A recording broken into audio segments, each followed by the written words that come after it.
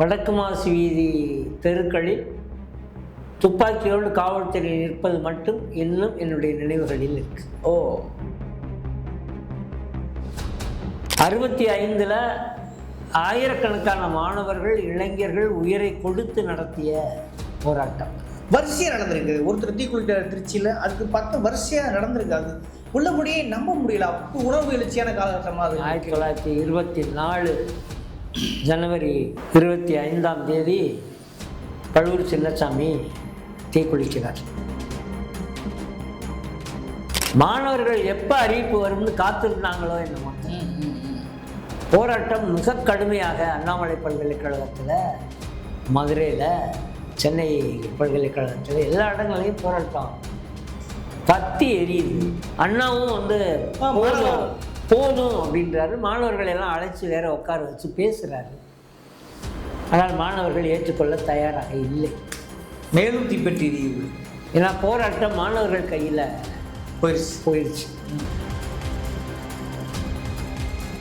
ஆனால் தமிழ்நாட்டில் 67க்கு பிறகு இன்று வரை காங்கிரஸ் மீண்டும் ஆட்சிக்கு வருவது என்பது கனவில் கூட நினைத்து பார்க்க முடியாத. அதுதான் கேட்குற காரணமான சம்பவங்கள் முக்கியம் என்னன்ற அவ்வளவு வெறி பிடிச்சிருந்தாங்க காங்கிரஸ்காரங்க.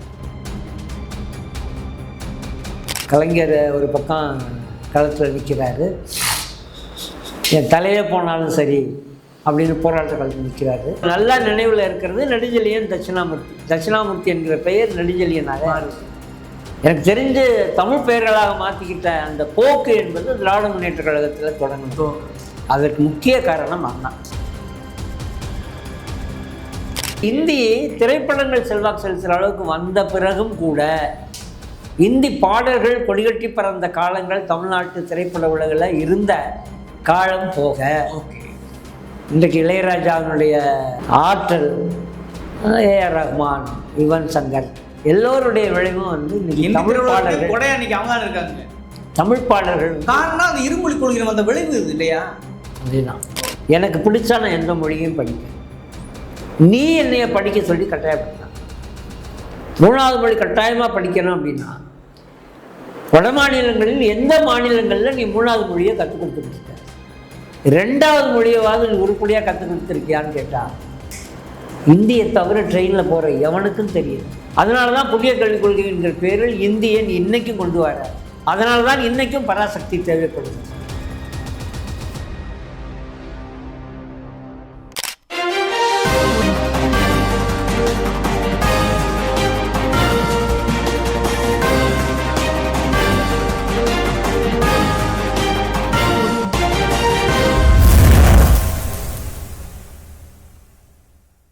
வணக்கம், இது அறத்தின் கழகம்.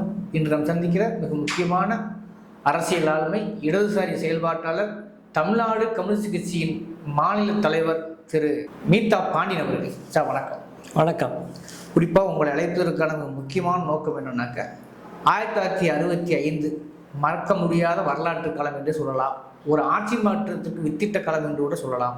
அந்த அளவுக்கு இந்திய எதிர்ப்பு போராட்டங்கிறது பல உயிர் தியாகங்கள் செய்த காலகட்டம்னே சொல்லலாம்னு வச்சுக்கோங்களேன். அப்போ அந்த காலகட்டத்தில் நம்ம மீள் உருவாக்கம் பண்ணணும்னா அந்த காலகட்டத்தில் இருந்த ஒரு துல்லியமான அரசியலை வெளிப்படுத்த வேண்டும் என்பதற்காக உங்களை அழைச்சிருக்கோம். காரணம், இப்பொழுது வெளியாக இருக்கிற பராசக்தி திரைப்படத்தின் ட்ரெய்லருங்கிறது இன்னைக்கு தமிழ்நாடுல தாண்டி இந்தியா முழுக்க பேசும் பொருளாக மாறி இருக்கிறது. காரணம், அது ஒரு துல்லியமான இயக்க அரசியல் செயல்பாட்டை ஒரு வெளிப்படுத்தக்கூடிய ஒரு ட்ரெய்லராக இருக்கிறது.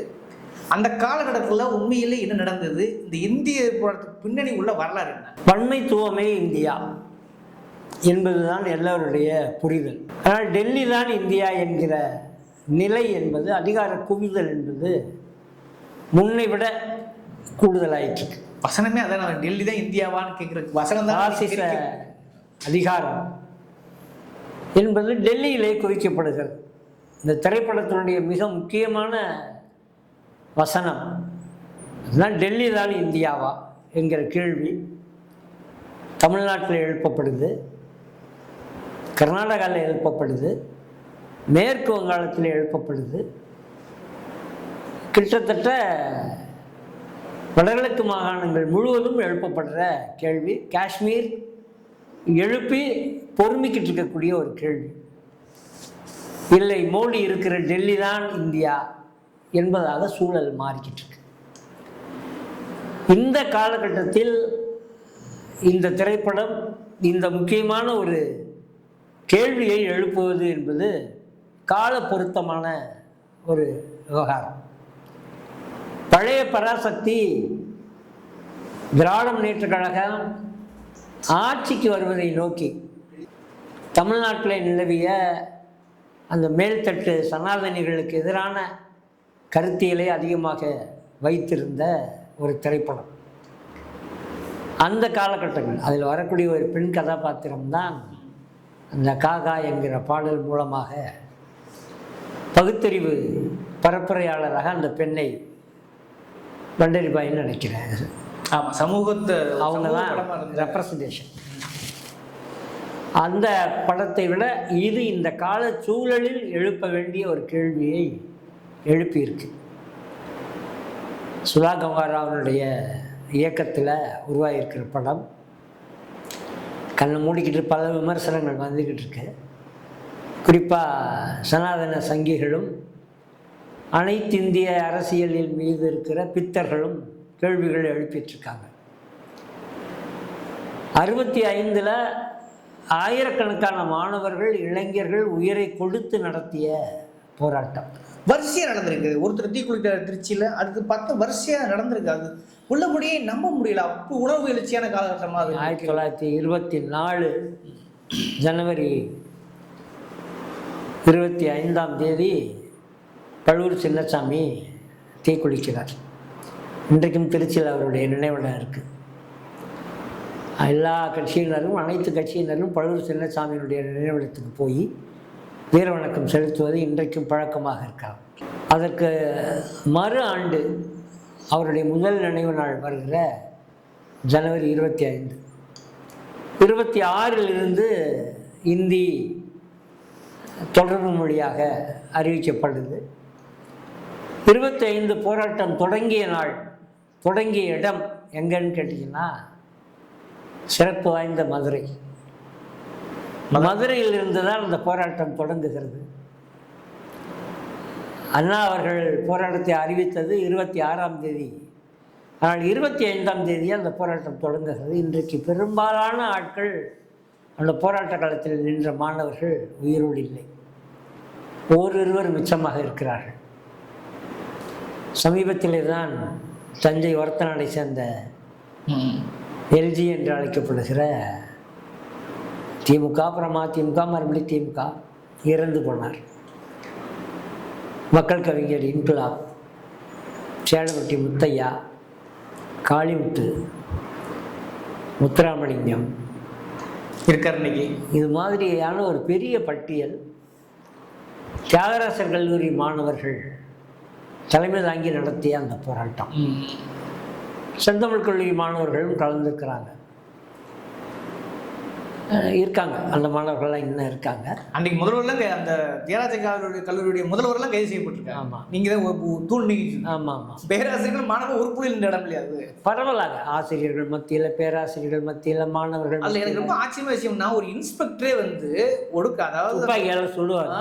அது எவ்வளவு ஒரு பாடிச்சுட்டு உள்ளபடியே இப்படி ஒரு அரசு வரையாக்கன்னு ஒரு மனசு புல்லரிச்சிச்சு. இந்த வரலாறு தெரிந்த பிறகு, அப்போ பக்தவச்சாலம் தான் முதலமைச்சர். இந்த வரலாறு தெரிந்த பிறகும் இன்றைக்கும் அந்த ஈகம் இருக்கிறது. அதன் மீது எந்த மரியாதையும் இல்லாமல் பாரதிய ஜனதாவினுடைய இந்த ஒற்றை அதிகார அரசு புதிய கல்விக் கொள்கையின் மூலமாக மும்மொழி, அதைத்தான் திரும்ப ஞாபகப்படுத்த விரும்புகிறேன். அதாவது அந்த காலத்தில் இந்திரா காந்தியும் மும்மொழியில் இருக்கலாம், மும்மொழி கட்டாயம், அல்லது எந்த மொழியை தான் கற்கலாம்ன்ற இந்திரா காந்தி காலத்துலயும் அது போடப்பட்டிருக்கு. அதே இன்னைக்கு பிஜேபி இதை சொல்றாங்க இல்லையா? அதே டைலாக் தான்.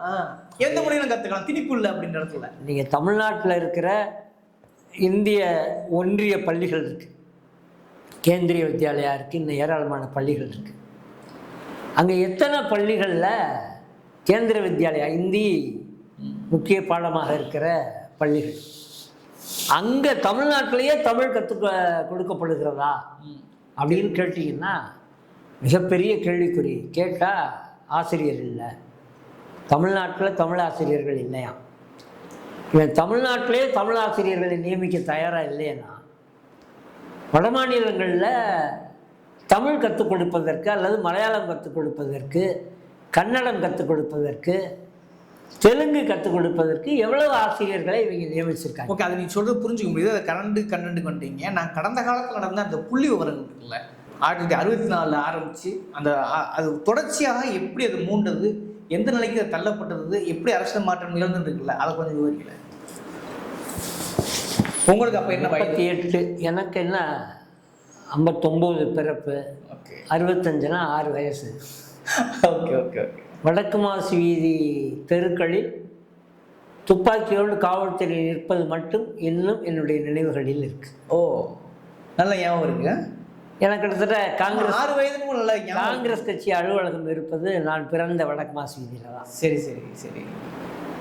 என்னை பள்ளியிலேருந்து அழைச்சிட்டு வராங்க, வீரமாமுனிவர் ஸ்கூல்லேருந்து. ராமாயண சாவடி அந்த சாலைகளில் துப்பாக்கியோட காவல்துறை நிற்பது என்பது எனக்கு இன்னமும் வந்து சிறு வயதில் எனக்கு ஏன் நின்றுச்சுன்னு நினைவிருக்கவில்லை. இன்றைய வரலாறுகளை நான் படிக்க படிக்க படிக்க இந்த நினைவுகள் என்பது அது ஒன்று தான். வேறு எதுவும் எனக்கு புரியுது பெருசாக தெரியல, நேரடி தொடர்பு இல்லை. ஓகே, நிற்கிறாங்க.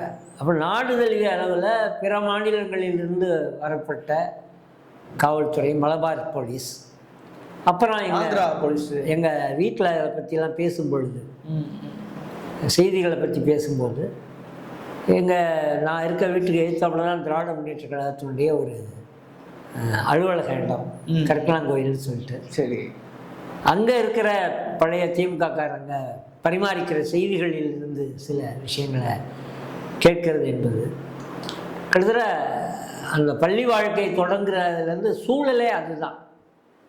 65 என்பது 6 வயது தொடங்கி சூழல் அதுதான் சூழல். ஒவ்வொரு பொங்கலும் தமிழர் விழாவாக அப்போ மிக சிறப்பாக கொண்டாடப்படும். திராவிடர் கழகம், திராவிட முன்னேற்ற கழகம், அப்போ 2 அமைப்பு தானே, அதிமுக கிடையாது.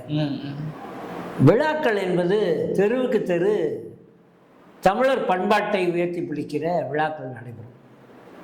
ஒருவேளை அதிகாரத்துக்கு வந்துட்டதுனால இப்போ தேவைப்படலை போல இருக்கு. அப்போ தெருவுக்கு தெரு நடத்துவாங்க அந்த பழைய செய்திகளை பரிமாறுவது என்கிற விஷயத்தில். முதல் மரணம் எந்த புள்ளத்தோ எனக்கு ரொம்ப மகிழ்ச்சியே என்னன்னா, இந்த மாவீரர்கள் படித்த தியாகராசர் கல்லூரியில் நானும் ஒரு மாணவனாக 77லேருந்து 80 வரை இருக்கிறேன், படிக்கிறேன். 76 சாத்தையா என்கிற அழைக்கப்படுகிற தமிழ் குடிமகன் முதல்வராக இருந்த யாதவர் கல்லூரியில் புகுமுக வகுப்பு படிக்கிறேன். கிட்டத்தட்ட இந்த சூழல் பரிமாற்றங்கள், கருத்து பரிமாற்றங்கள் பூராமே இந்த மொழி போராட்டம் குறித்த 38 பாடத்திட்டத்தில் இந்துஸ்தானியை திணிக்கிற கட்டாய பாடம் என்று கொண்டு வருவது, இறுதி வரை அதிலிருந்து பின்வாங்குவதற்கு ராஜகோபாலாச்சாரியார் தயாராக இல்லை. பார்ப்பன எதிர்ப்பும் இந்தி திணிப்பு எதிர்ப்பும் 2ம் ஒரு சேர இருந்தது உருவாகிற காலம் அந்த 37 எதிர்ப்பு, ராஜாஜி அதுக்கு ஆதரவு, 38 காலகட்டம். ஓகே, அது பிறகு ஜான் பெர்க் என்கிற ஒரு பிரிட்டிஷ்காரர் வைஸ்ராய் தான் அந்த சட்டத்தை திரும்ப பெறார். ராஜகோபாலாச்சாரி திரும்ப பெறலை. அதுக்கு பிறகு அவ்வப்பொழுது 47 விவாதிக்கப்படுது. ஹிந்தி மறுபடி படிக்கணுன்ற மாதிரி 50 மறுபடி அப்பப்போ வருது, பேசப்படுது. ஓகே, ஹிந்தி கட்டாயமாக படிக்கணும் அப்படின்றது தான். 65 என்பது இந்தியா முழுவதும் ஆட்சி மொழி சட்டம். அதுவரை ஆங்கிலம் இந்தி என இருந்தது. இனிமேல் ஆங்கிலம் கிடையாது, இந்தி மட்டும்தான் அப்படின்னு ஆரம்பிக்கிற அறிவிப்பு வந்த உடனேயே நல்ல விதமாக அன்றைக்கி அண்ணா தலைமையில் இருக்கிற திராவிட முன்னேற்ற கழகம், திராவிட முன்னேற்ற கழகத்திற்கு இன்றைக்கு வரை ஒரு மரியாதையும் ஒரு இந்திய எதிர்ப்பு தன்மையும் கொஞ்சமாவது இருக்கிறது என்றால் அண்ணா தலைமையாக இருந்த அந்த காலகட்டம், அந்த போராட்ட அறிவிப்பு தான். மாணவர்கள் எப்போ அறிவிப்பு வரும்னு காத்திருந்தாங்களோ என்னமோ போராட்டம் மிக கடுமையாக அண்ணாமலை பல்கலைக்கழகத்தில், மதுரையில், சென்னை பல்கலைக்கழகத்தில் எல்லா இடங்களையும் போராட்டம் பத்தி எரியுது. அனைத்து இந்திய அளவில் அதை நிறுத்த சொல்லி கேட்குறாங்க. அண்ணாவும் வந்து போதும் நம்ம எதிர்ப்பை பதிவு செய்வதற்காக தான் நம்ம செஞ்சோம், போதும் அப்படின்றாரு. மாணவர்கள் எல்லாம் அழைச்சி வேற உட்கார வச்சு பேசுகிறாரு. ஆனால் மாணவர்கள் ஏற்றுக்கொள்ள தயாராக இல்லை. மேலும் தீப்பெட்டி எரியுது. ஏன்னா போராட்டம் மாணவர்கள் கையில் போயிடுச்சு. மாணவர்கள் நினைத்தால்தான் அந்த போராட்டம் நிறுத்தப்படும் என்கிற நிலை உருவாயிடுச்சு. 67 ஆட்சியை கைப்பற்றுவதற்கு திராவிட முன்னேற்ற கழகத்திற்கு அந்த போராட்டம் ஒரு மிகப்பெரிய உந்து சக்தியாக இருந்தது என்பது. ஆனால் அரசு, இந்திய ஒன்றிய அரசு ஆங்கிலம் தொடர் மொழியாக இருக்கும், இந்தி பேசாத மாநிலங்கள் ஏற்றுக்கொள்வது வரை ஆங்கிலம் தொடர் மொழியாக இருக்கும் என்கிற அந்த அறிவிப்பு வந்த பிறகுதான் அந்த போராட்டம் வருது. ஆனால் அந்த போராட்ட களம் அங்கே முதல் துப்பாக்கிச்சூடு அண்ணாமலை பல்கலைக்கழகத்தினுடைய மாணவர் சிவகங்கை ராசேந்திரன், கீழப்பழுவூர் சின்னசாமி தீக்குளித்தது. அதற்கு பிறகு கோடம்பாக்கம் மற்றொரு ஈகி அவர் தீக்குளித்தது. இந்த செய்திகள்லாம் கேட்கன்னு பார்த்தீங்கன்னா ஒரு 25 பேர் சுட்டுக் கொல்லப்பட்டாங்க, ஒரு 30 பேர் சுட்டுக் கொல்லப்பட்டாங்க அப்படின்னு இளைஞர்கள் ஒரு மொழிக்காக, தன்னுடைய தாய்மொழி அது கல்வி மொழியாக இருக்க வேண்டும், அரசு மொழியாக இருக்க வேண்டும், தொடர் மொழியாக இருக்க வேண்டும் என்கிற அந்த பற்று இருக்கிறது. அதற்காக உயிரிழப்பது என்பது வேறு எங்கேயும் நீங்கள் பார்க்க முடியாத, மொழிக்காக உயிரிழப்பது என்பது உலகத்தை விடுங்க, இந்தியாவில் தமிழ்நாட்டுக்கு வெளியில் எங்கேயுமே இல்லை. மொழிக்காக உயிரிழப்பது இல்லவே இல்லை. ஒரு மொழியை தன்னுடைய பெயருக்கு முன்னும் பின்னும் வைத்துக் கொள்ளக்கூடிய செந்தமிழ் வச்சுக்கிறது, தமிழ்ச்செல்வன் வச்சுக்கிறது, தமிழ் பிரபான்னு வச்சுக்கிறது, தமிழ் அரசின்னு வச்சுக்கிறது, தமிழ் செல்வின்னு வச்சுக்கிறது. இதை நீங்கள் வேற எங்கேயும் போய் பார்க்க முடியாது. அந்த அளவிற்கு தமிழ் தாய்மொழி என்பது உணர்வோடு கலந்த ஒரு விஷயம். இது இஸ் நாட் ஒரு வெறும் ஊடகம், வெறும் தொடர்பு மொழி, இன்னொரு தொடர்பு கொள்வதற்கான மொழி மட்டும் ஒரு அறிவு. இது வரலாற்று அறிவோடு சேர்ந்த ஒரு விஷயம், ஒரு மொழியாக இருக்கிறது. அதற்கு உயிர் கொடுத்தவர்களுடைய எண்ணிக்கை இன்றைக்கும், அந்த ஈகியருடைய வரலாறு தான் இன்றைக்கு இருக்கிற இளைஞனையும் தூண்டுகிறது. அப்போ சம்பவங்கள், நான் என்ன கேட்குறேன்னா, உங்களுக்கு சம்பவங்கள் வந்து நீங்கள் படிக்கும்போதும் வாழ்ந்த கட்டத்தில் இருக்கிறனால முக்கியமான சம்பவங்கள்லாம் என்னவா இருந்தது அந்த காலகட்டத்தில்? இப்போ மதுரை வழக்கம் இதில் காங்கிரஸ் ஆஃபீஸ், காங்கிரஸ் மீது இன்னைக்கு வர தமிழ்நாட்டில் காங்கிரஸ் மீண்டும் ஆட்சிக்கு வர முடியல. கேரளாவில் கம்யூனிஸ்ட் கட்சி கூட்டணி காங்கிரஸ் மாறி மாறி வருவாங்க. கர்நாடகாவில் நேற்று வரை காங்கிரஸ் மாநில கட்சி இருந்தது, இன்றைக்கி காங்கிரஸ் பாரதிய ஜனதான்னு மாறி இருக்கு. ஆந்திரா நீங்கள் போனீங்கன்னா மாநில கட்சிகள் காங்கிரஸில் இருந்தது, இப்போ மாநில கட்சிகளுக்குள்ளே நடக்கிற போட்டியாக மாறி இருக்கு, பாஜக இறங்கியிருக்கு. ஆனால் தமிழ்நாட்டில் 67க்கு பிறகு இன்று வரை காங்கிரஸ் மீண்டும் ஆட்சிக்கு வருவது என்பது கனவில் கூட நினைத்து பார்க்க முடியாத. அதுதான் கேட்குறேன், காரணமான சம்பவங்கள் மிக முக்கியம் என்னன்ற. அவ்வளோ வெறி பிடிச்சிருந்தாங்க காங்கிரஸ்காரங்க. இந்தியை தேசிய மொழியாக அவங்க ஏற்றுக்கிற மனோநிலை என்பது காங்கிரஸ் கட்சிக்குள்ளே கொடிகட்டி பறந்தது. அதற்கு பல காரணங்களை சொன்னாங்க. இந்தியா முழுவதும் தொடர்பு கொள்வதற்கு ஒரு மொழி தேவை, அதுதான் அண்ணா அழகாக சொன்னார். உலகம் முழுவதும் பேசுவதற்கு எங்களிடம் நாங்கள் ஆங்கிலத்தை கற்றுக்குறோம், இந்தியாவில் இருக்கிற பிறரோடு பேசுவதற்கும் ஆங்கிலத்தை கற்றுக்குறோம். 2 ஓட்ட தேவையில்லை, பெரிய நாய் சின்ன நாயின்னு சொல்கிறாங்க. பெரிய ஓட்ட வழியாகவே பெரிய நாயும் போகலாம், சின்ன நாயும் போகலாம். ஹிந்திக்காரங்களும் வரலாம், எல்லோரும் வரலாம். ஸ்பெசிஃபிக்காக அதுக்குன்னு இந்தி என்பது தேவையில்லை. இந்தி மேலே வெறுப்பெல்லாம் கிடையாது. சொல்லப்போனால் காந்தியை முன்னிறுத்தி சென்னை தியாகராய நகரில் இந்தி பிரச்சார சபா இன்னைக்கு இருக்கு. அது எதற்கும் இல்லை, ஒரு ஒன்றிய அரசு பள்ளியினுடைய ஒரு பகுதியாக இந்தி பிரச்சார சபா இருக்கு. கோடிக்கணக்கான கோடிகளை இந்திய ஒன்றிய அரசு இந்தி பிரச்சார சபாவுக்கு ஒதுக்குகிறது, இன்றைக்கு வரையிலும் ஒதுக்குகிறது.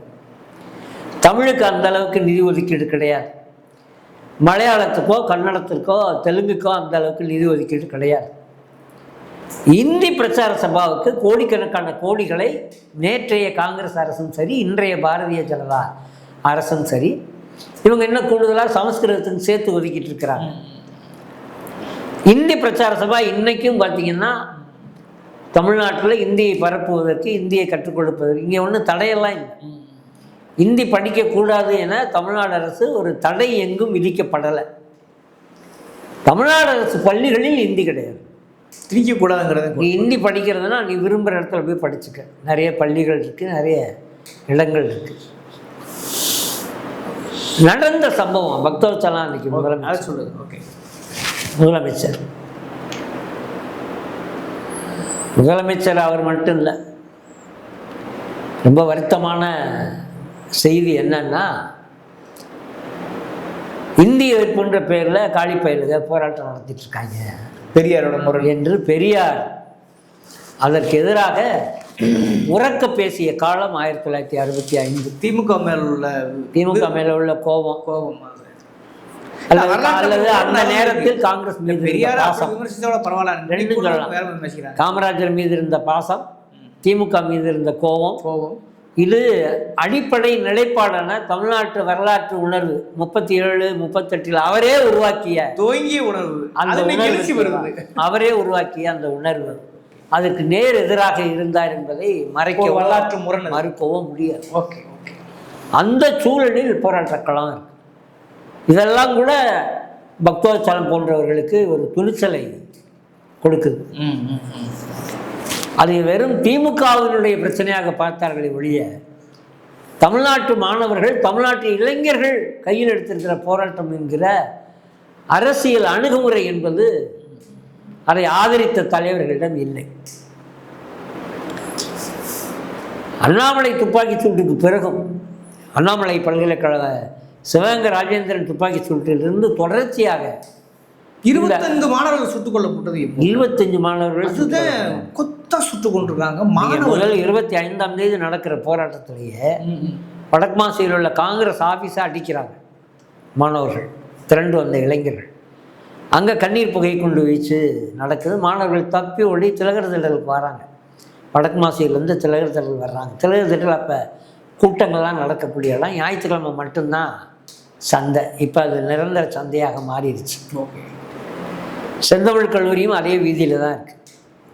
ஆக மாணவர்கள் உயிர் போனாலும் பரவாயில்லை என்ற நிலை என்பதை எடுக்கிறாங்க.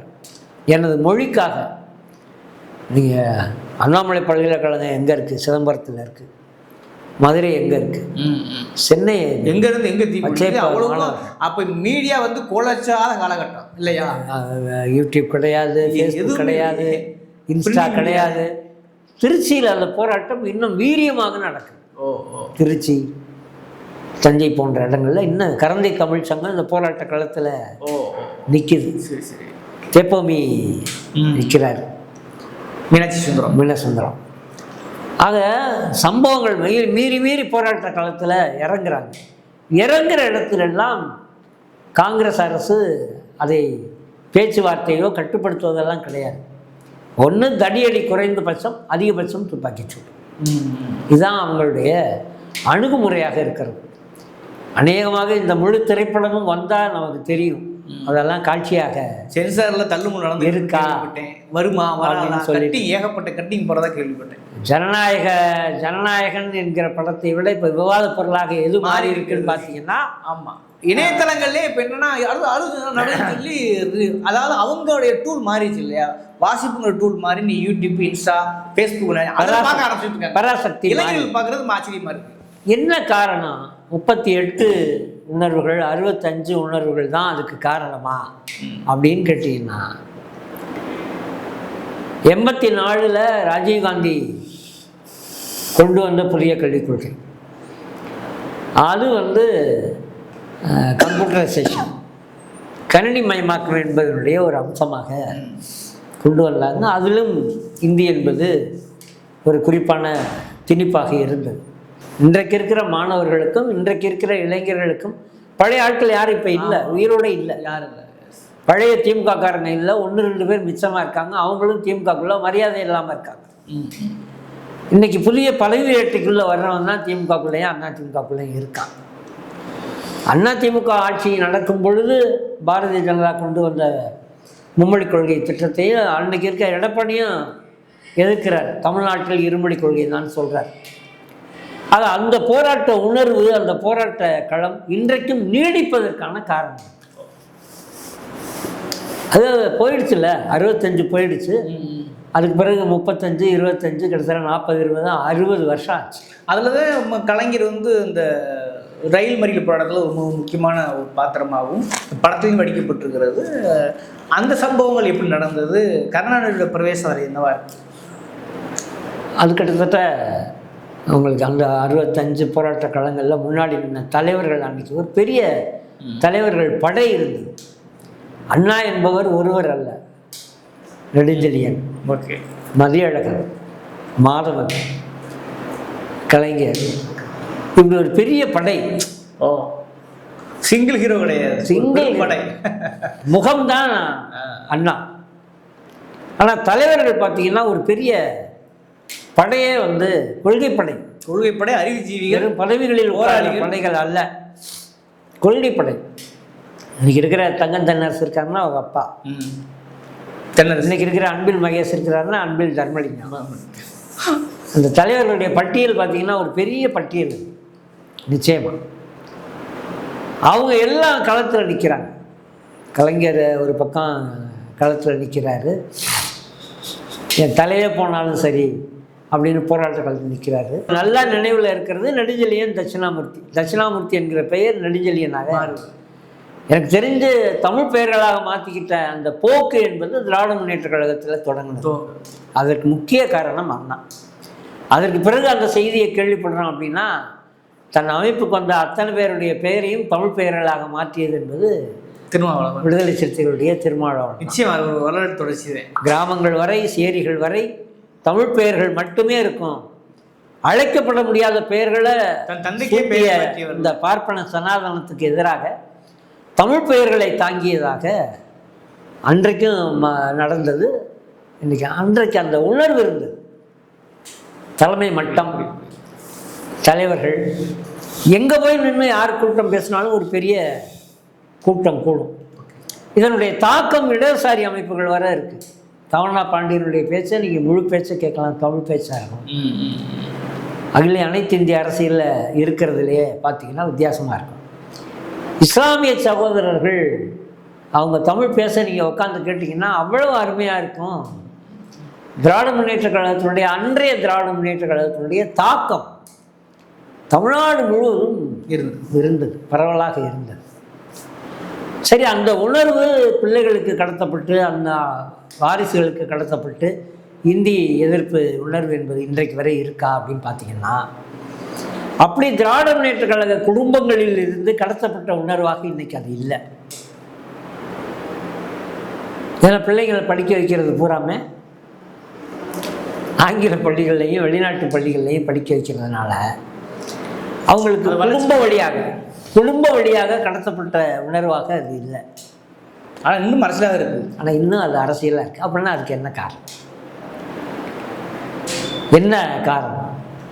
இவ்வளவு இந்தி பள்ளிகள் முளைச்சிருச்சு, ஆங்கில பள்ளிகள் தெருவுக்கு தெரு முளைச்ச பிறகும் இந்தியை எங்கள் மீது திணிக்காத அப்படின்ற அந்த முழக்கம் இன்றைக்கும் சினிமா பிரபலங்கள் வரை அதை வைக்கிறாங்க.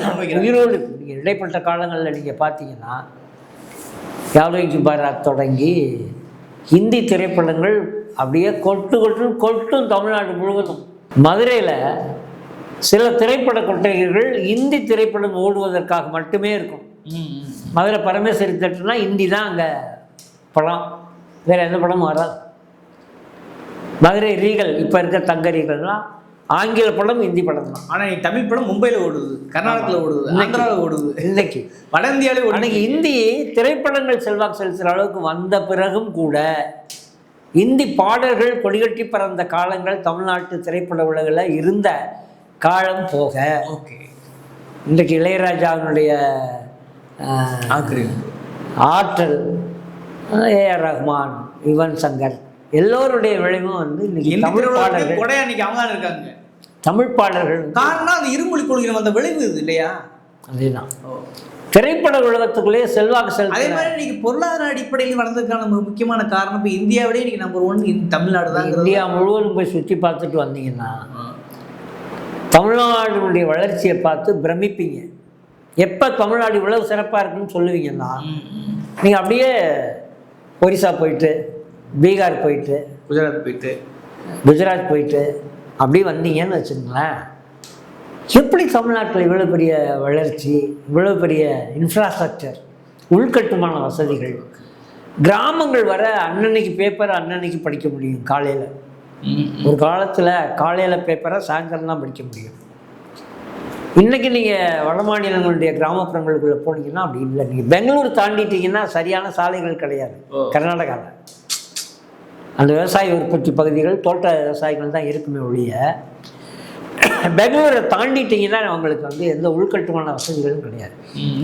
இன்னைக்கு இன்டர்நெட் இருக்குது தமிழ்நாட்டு கிராமங்களில், வைஃபை இருக்குது, தினசரி பேப்பர் இருக்குது, கம்ப்யூட்டர் சென்டர்ஸ். அந்த அடிப்படையில் நான் ஒரு விஷயம் ஓப்பனாக உங்களுக்கு கலைஞர் வந்து தமிழ்நாட்டின் நவீன தந்தை அப்படின்னு சொல்கிறாங்க, ஒரு சொல்லாடல் பயன்படுத்தாங்களா? அது பொருந்துமா? முதலாளித்துவ பொருளாதாரம் கிராமங்கள் வரை ஊடுருவிக்கு இருக்கிறது என்பது தான் நம்ம புரிஞ்சுக்க வேண்டிய, அடிப்படையில் புரிஞ்சுக்க வேண்டிய விஷயம். வங்கிகள், வங்கி கிளைகள் ஒவ்வொரு கிளைகளையும் டைட்டில் பார்க்க இருக்கட்டும், வளர்ச்சி. அதே நேரம் அரசியல் ரீதியாக தக்க வைப்பதற்கான வள்ளுவர் கோட்டம், கன்னியாகுமரியில் வள்ளுவர் சிலை, பூம்புகார், வரலாற்றை பதிவு செய்வதாக எடுத்துக்கிட்டீங்கன்னாலும் நீங்கள் பார்க்கலாம். இந்த உணர்வெல்லாம் அரசியல் களத்தில் ஒரு பொதுவான உணர்வாக இருக்குது. ஆனால் இந்திய எதிர்ப்பு உணர்வு என்பது இன்றைக்கும் உயிரோடு இருக்குது. முக்கியம். அதாவது பிஜேபி இன்னைக்கு பேசும் பொருளாக இருந்தாலும் அதை எதிர்கொள்கிற அளவுக்கு இருக்கு. என்ன காரணம் அப்படின்னு 84 புதிய கல்விக் கொள்கையும், பாஜக கொண்டு வந்திருக்கிற புதிய கல்விக் கொள்கையும், மும்மொழி கல்வி திட்டத்தை திணிக்க கட்டாயம்னு சொல்கிறாங்கல்ல, இவன் வந்து ஒரு மொழி படிக்கக்கூடாதுன்னு நினைக்கிறேன். ஆனால் என்ன நினைக்கிறான், எனக்கு பிடிச்சா நான் எந்த மொழியும் படிப்பேன், நீ என்னைய படிக்க சொல்லி கட்டாயப்படுத்தான். 3வது மொழி கட்டாயமாக படிக்கணும் அப்படின்னா வட மாநிலங்களில் எந்த மாநிலங்களில் நீ 3வது மொழியை கற்றுக் கொடுத்துக்கிட்டு இருக்க, 2வது மொழியவாவது நீ உருப்படியாக கற்றுக் கொடுத்துருக்கியான்னு கேட்டால் இந்தியை தவிர ட்ரெயினில் போகிற எவனுக்கும் தெரியல. போஜ்புரி போச்சு, மைதிலி போச்சு, அது ஒன்றும் உள்ளூர் மொழி போச்சு, அந்த மாநில மொழியில் போச்சு. உள்ளூர் மொழின்ற அந்த மாநிலத்தில் இருக்கிற உள்ளூர் மொழிகள் போஜ்புரி, மைத்திலி, இது பீகாரி, ஒவ்வொரு மாநிலத்திலும் இருக்கிற மொழிகள் காணா போனது. ராஜஸ்தானி போச்சுன்றாங்க ஒரு பக்கம், குஜராத்தி போச்சு. ஆங்கிலம் தெரியலங்க, ஆங்கிலம் தெரியல, சொந்த தாய்மொழி இழந்து, ஆங்கில அறிவியும் இழந்து, இந்திக்கு மட்டுமே காலகட்டம். இவன் வந்து நம்மளுக்கு சொல்றான் நீ 3வது மொழியை கற்றுக்கன்றான். அப்போ அவன் நோக்கம் என்னன்னா 3வது மொழியாக இந்தியை கற்றுக்க, வருங்காலத்தில் நீ சமஸ்கிருதத்தை கற்றுக்க. ஏன்னா நெருக்கமானது சமஸ்கிருதம் இல்லையா? தமிழ்நாடு குறிப்பாக சில மாநிலங்கள் இல்லை. நீ ஒரு அனைத்து இந்திய கட்சி மாநாடுகளுக்கு நான் போயிருக்கேன். சமீபத்தில் கூட கடந்த மாதம் டெல்லியில் ஒரு மாநாட்டுக்கு வரேன்.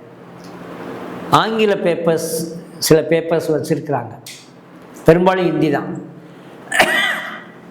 யாருக்குன்னு பார்த்தீங்கன்னா தமிழ்நாட்டிலேருந்து வர்றவங்களுக்கு, கேரளாவிலேருந்து வர்றவங்களுக்கு, வடகிழக்கு மாநிலங்களை சேர்ந்தவங்களுக்கு, பெங்கால்லேருந்து வர்றவங்களுக்கு அந்த ஆங்கில பேப்பர்ஸ் பயன்படும். அப்போ அவங்களுக்கு இன்றைக்கி இருக்கிற அனைத்து இந்திய கட்சிகள்லேயே தெரியுது இந்தி, ஆங்கிலம் இதுதான் நடப்பில் இருக்கிற விஷயமா இருக்கும்போது. ஓகே, ஒரு முக்கியமான தளத்திலிருந்து இந்த திரும்ப நவீன காலத்துக்கு வரலாம்னு நினைக்கிறேன். வரலாற்று காலத்திலிருந்து நம்ம நவீன காலத்துக்கு வரலாம்னு நினைக்கிறேன்.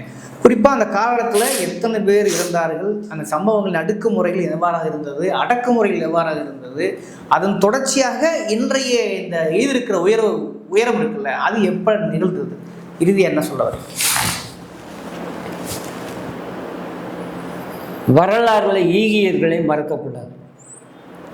ஈகியர்கள் எதற்காக போராடினாங்களோ, ஒன்று இந்தியை திணிப்பதற்கு எதிராக, மற்றொன்று சொந்த தாய்மொழி அனைத்து தளங்களிலும் இருக்கணும். அரசு மொழியாக, வழிபாட்டு மொழியாக, கல்வி மொழியாக, தேர்வு மொழியாக, அனைத்துமே என்னுடைய தாய்மொழி இருக்கணும். எல்லோருக்குமே அவங்கவுங்க தாய்மொழி இருக்கணும் என்பது தமிழ்நாட்டினுடைய நிலைப்பாடு. ஆயிரக்கணக்கான மாணவர்களும் இளைஞர்களும் கொல்லப்பட்டிருக்காங்க இந்த மொழி போராட்டத்தில். இந்த வரலாறு வேறு எந்த தேசிய இனத்திற்கும் கிடையாது. ஒற்றை அதிகாரத்தை குவிக்க நினைக்கிற இந்த பாசிச பாஜக அரசுக்கு எதிராக பன்மைத்துவம், பழமொழி பேசக்கூடிய இந்த நாட்டில் மொழிவழி தேசிய இனங்களுடைய அதிகாரம் என்பது மிகவும் அவசியமானது. ஒரு முழுமையான அதிகாரத்தை நோக்கி நம்ம நகர்ந்தாகணும். வருங்கால இலக்காக இருக்கணும். அவ்வப்பொழுது இந்தி வந்தால் எழுத்து பேசுறது, அவ்வப்பொழுது ரவி மாதிரி ஆளுநர் வந்தால் எழுத்து பேசுறது. ஆனால் வரலாற்றில் ஆளுநர் என்கிற போஸ்டே இருக்கக்கூடாது, ஆட்டுக்கு தாளின்ற நிலைப்பாடு மறந்து போயிடுறது. சமீபத்தில் தமிழக மக்கள் முன்னணி என்கிற ஒரு அமைப்பு கூட முற்றதிகார தமிழ்நாடுன்னு ஒரு முழக்கம் வச்சாங்க. அந்த முழக்கம் மிகவும் பொருத்தமான முழக்கம். நீ வெறும் இன்னைக்கு இருக்கிற ஆளுநரை எதிர்த்து பேசுறதுனால பிரயோஜனம் இல்லை. ஆளுநர் பதவிக்கு எதிராகவும் சேர்த்து பேசணும். நீ வருங்கால இலக்கையும் சேர்த்து பேசலைன்னா நீ நடைமுறைவாதியாக இருக்க அப்படின்னு அர்த்தம். ஒரு முழு அதிகாரத்திற்கான, முற்று அதிகாரத்திற்கான இயக்கத்தை முன்னெடுக்கிறாங்க. அதுதான் உன்னுடைய இலக்காக இருக்கும். அந்த இலக்கை வாய்ப்பாடு மாதிரி பேசிக்கிட்டே இருந்தால் பத்தாது.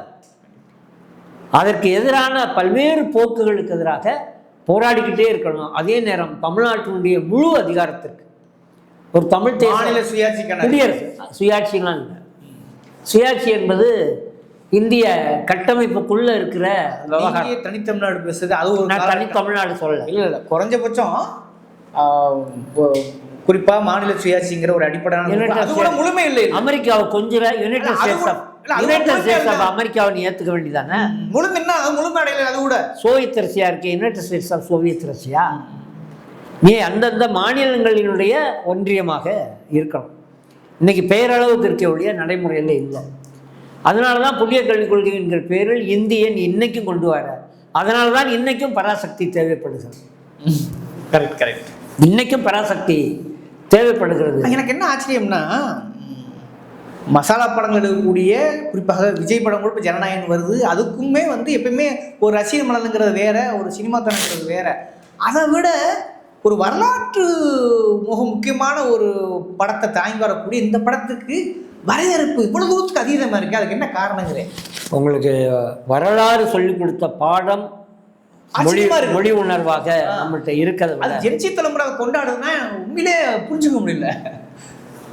ஒன்றிய அரசின், டெல்லி அரசினுடைய அதிகார திமிரு தான் இன்னைக்கு இந்த மொழி உணர்வை காப்பாற்றிக்கிட்டு இருக்கு. நீ அவ்வப்பொழுது இந்தியை நீ கட்டாயப்படம், மும்மொழி கொள்கை, புதிய கல்விக் கொள்கை, இப்படி நீ கொண்டு வந்துக்கிட்டே இருந்தேன்னா இங்கே இருக்கிற அந்த சாம்பல் மூடப்பட்டிருக்கிற அனல் இருக்கு இல்லையா, சாம்பல் மூடப்பட்டிருக்கிற அனல் அது மீண்டும் மீண்டும் தூண்டிவிடப்படுது. அதான் சொல்லி இந்த காலகட்டத்திற்கு பொருத்தமானதாக அந்த இயக்குனர் தமிழ் சமூகம் கிடையாது. ஓகே, மிக அருமையாக அதை முன்னெடுத்திருக்கிறாங்க. யாரையும் வழக்கமான தெலுங்கு எதிர்ப்பரசில் பேசுகிற அடாவடிகள் பேசிட்டு போட்டோம். அதனால் இந்த படம் தமிழ்நாட்டு மாணவர்களால் தமிழ்நாட்டு இளைஞர்களால் கொண்டாடப்பட வேண்டிய படமாக மாறணும். நிச்சயமாக மாறணும். மொழிப்போரை நினைவுபடுத்துது. பழைய வரலாறு எப்படிலாம் போராடினாங்க என்பதை நினைவுபடுத்துது.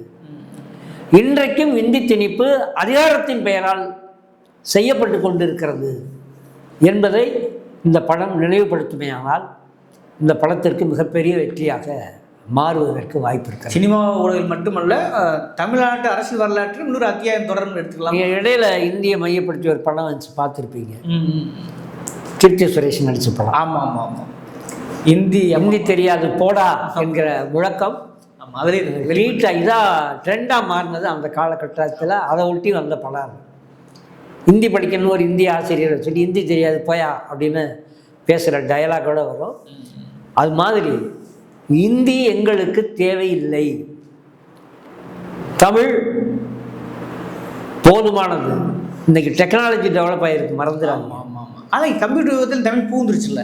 ஒன்றும் கிடையாதுங்க. சமீபத்தில் ஜார்க்கண்ட் ஒரு பையனோட பேசிக்கிட்டு இருக்கேன் டெல்லியில். எனக்கு தமிழ் தெரியும், இங்கிலீஷ் தெரியும். அவனுக்கு இங்கிலீஷ் தெரியலை அவ்வளவா. ஓரளவு படிச்சிருக்கான், டிகிரி படிச்சிருக்கான். அவனுக்கு ஹிந்தி தான் தெரியும். சரி. ஒரு நிமிடம் எங்களுக்குள்ள ஒரு திணறல் இருந்துச்சு. சரி. அதுக்கு பிறகு நான் பேசுகிற ஆங்கில வார்த்தை இருக்கு இல்லையா, அவன் டக்குன்னு செல் எடுத்தான், கூகுளில் ஆங்கில வார்த்தையை டைப் பண்ணான், டிரான்ஸ்லேஷன் போட்டான், ஹிந்தியில் படிச்சுட்டு அவன் என்கிட்ட பேசுகிறான். இதை நான் சொல்லிக் கொடுக்கல. புரியுது. அந்த தொழில்நுட்பம் வளர்ந்துருச்சு. அந்த பையன் டெக்னாலஜி பார்த்தீங்கன்னா எங்கள் உரையாடலுக்கு எழுது. இப்போ இடையில மோடிக்கும் இவங்களுக்கும் இடையில மொழிபெயர்ப்பாளர்கள் உட்காருவாங்களா, அது தேவையில்லை. வந்துருச்சு ஆல்ரெடி. நான் பேசிட்டு மொழிபெயர்ப்பு மிக அருமை. அந்த பையன் வந்து உண்மையிலேயே ஜார்க்கண்ட் பையன் அந்த பையன். சரி சரி. அந்த பையன் எடுத்த அந்த முயற்சியை பார்த்தோன்னே எனக்கு ரொம்ப மகிழ்ச்சியாக இருந்துச்சு. அப்போ இவ்வளோ தொழில்நுட்பம் வளர்ந்த பிறகும் கூட மூன்றாவது இணைப்பு மொழி தேவைங்கிற அந்த வாதம் இன்றைக்கும் வைக்கப்படுது இல்லையா, அது எப்படி புரிஞ்சுக்கிறது? அதிகாரத்திற்காக வைக்கப்படுது, ஆட்சி அதிகாரத்திற்காக. ஒரு சந்தை மிகப்பெரிய கார்ப்பரேட் முதலாளிகளுடைய ஒற்றை சந்தைக்காக வைக்கப்படுவதாக தான் இருக்கே ஒழிய, இன்றைக்கி டெக்னாலஜி அந்த பையன் காமிச்ச அந்த மாடல் இருக்கு இல்லையா, அதுதான் இனிமேல் உலக முழுவதும் பரவலாக மாறும். நம்ம 2 பேரும் சாதாரணமாக உரையாடிக்கிறலாம். நான் ஆங்கிலத்தில் பேசலாம், இல்லாட்டி என்னுடைய உச்சரிப்பு ஆங்கில உச்சரிப்பு. நீங்கள் தமிழ்லேயே பேசினா கூட அது அவருக்கு ஆங்கிலத்திலேயோ அல்லது ஹிந்தியிலையும் மொழிபெயர்ப்புகளும் வந்துருச்சு. இப்போ வந்துருச்சு. டெக்னாலஜி மிக மனித மூளை அதிகமாக கண்டுபிடிச்சிருச்சு. உச்சரிப்பை வச்சே டைப் பண்ணுது. அப்போ இந்த சூழலில் நம்ம பார்க்கும் பொழுது மூன்றாவது மொழி 30 மொழிகளை கூட கற்றுக்கிடுவாங்க. வேலு நாச்சியார் கற்றுக்கலையா? வேலு நாச்சியார் கற்றுக்கலையா? ஆமாம். திகைக்க வச்சாங்க பிரிட்டிஷ்காரங்க. தேவைப்படுமே ஆனால் அவங்க பல மொழிகளை கற்றுக்கிடுவாங்க. ஓகே. இந்த படத்தை இறுதி என்ன சொல்கிறீங்க? இங்கே வர்ற ஐஏஎஸ் படித்து வர்றவன் இங்கே தமிழ் கற்றுக்கிட்டு ஆகணும். இந்த திரைப்படம் மீண்டும் பழைய இந்தி திணிப்பு எதிர்ப்பு போராட்டத்தை நினைவுபடுத்துமே. ஆனால் எப்படி ஈழப்பிரச்சனைக்காக அப்துல் ரவூப் தீக்குளித்த அந்த செய்தியை நினைவுபடுத்துவதாக திரைப்படம் வந்ததோ, சிறையில் பல சப்ஜெக்ட் இருக்குது. அது ஒரு இஸ்லாமிய இளைஞன் தமிழ் பெண்ணினுடையது, இந்து பெண்ணினுடைய காதல் சொல்லப்படுது அப்படின்னா கூட அதில் குறிப்பான செய்தி என்னன்னா, ஈழத்தமிழர்களுக்காக அப்துல் ரவூப் என்கிற ஒரு இஸ்லாமிய இளைஞன் தீக்குளித்து இறந்தான், உனக்கு தெரியுமா அப்படின்னு அதிகாரி கேட்குற மாதிரி வரலாற்றில் மொழிக்காக இறந்த பல ஆயிரக்கணக்கான மாணவர்கள் இருக்கிறாங்க. எங்களுடைய பாட்டன், எங்களுடைய அப்பன்மார்கள். அந்த உணர்வையும் சேர்த்து வருகிற இளம் தலைமுறை கையில் எடுத்துக்கணும். இந்திய திணிச்சா மட்டுமே எதிர்த்து நிற்பதாக இல்லாமல் எந்த ஒரு மொழியையும் நீ இழந்தே ஆனால், தமிழ் பேச முடியாதவனாக நம்முடைய பிள்ளைகள் மாறுவார்களே ஆனால், வெறும் ஆங்கிலம் மட்டுமே பேசக்கூடிய பிள்ளைகளாக, இந்தியை படிப்பதிலே அரசு நெருக்கடி கொடுப்பதற்காக ஆர்வப்படுவார்களே ஆனால், இந்த இனம் தன்னுடைய அடையாளத்தை இழக்கும். இந்த இனம் தன்னுடைய மொழி ஒன்றுதான் சாதி கடந்த ஒரு ஒற்றுமையை ஒற்றை புள்ளியில் ஒருங்கிணைப்பதற்கான ஒரு விஷயம் இருக்குன்னா அது மொழி தான். எனவே அந்த அடிப்படையில் தாய்மொழியை காப்பதற்காக இந்தி திணிப்பிற்கு எதிராக போராடிய 38, 65 இந்த காலகட்டத்தில், பிஜேபி காலகட்டத்திலையும் நம் மீது திணிக்கப்படுகிற இந்த இந்தி திணிப்புக்கு எதிராக பராசக்தி வரட்டும். மீண்டும் பராசக்தி ஒரு புதிய எழுச்சியை தமிழ் சமூகத்தினுடைய மாணவர்கள் மத்தியில் உருவாக்கட்டும். ஓகே. அதாவது ஏன் உங்களை அழைச்சதுக்கான காரணத்தை அந்த வீடியோ பார்க்குற வாசகர்கள், அதாவது பார்வையாளர் புரிஞ்சுக்கணும்னு நம்புகிறோம். ஏன்னா வரலாறு தெரியாத இனம் என்பது நிச்சயமாக மரித்து போகும்னு அதுவும் வரலாறு தான் பதிவு செய்திருக்கிறது. ஏன்னா வரலாறு ரீதியாக நிகழ்காலத்தின் அருமையை புரிய முடியாது. நிகழ்காலத்தின் அருமையை புரியாமல் எதிர்காலம் அவன் சூரியமாகத்தான் இருக்கும் என்று பல்வேறு காலகட்டங்களில் பல்வேறு அறிஞர்கள் சொல்லியிருக்கிறார்கள். அதுதான் ஏதோ ஒரு வடிவத்தில், நீ திரை வடிவத்தில் அந்த படம் தான் நம்புகிறோம். அதை நீங்கள் அந்த கடந்த கால நினைவுகளோடு ஒப்பிட்டதும் விவரித்ததும் மிக அருமையாக இருந்தது. இது அப்படியே தமிழ் சமூகத்தின் பார்வைக்கு விட்டுவது. இந்த விவாத சூழலில் அறக்கழகத்துக்கு நேரம் ஒதுக்கியதற்கு நன்றி சார். திரைப்படம் வந்த பிறகு மீண்டும் சந்திப்போம்.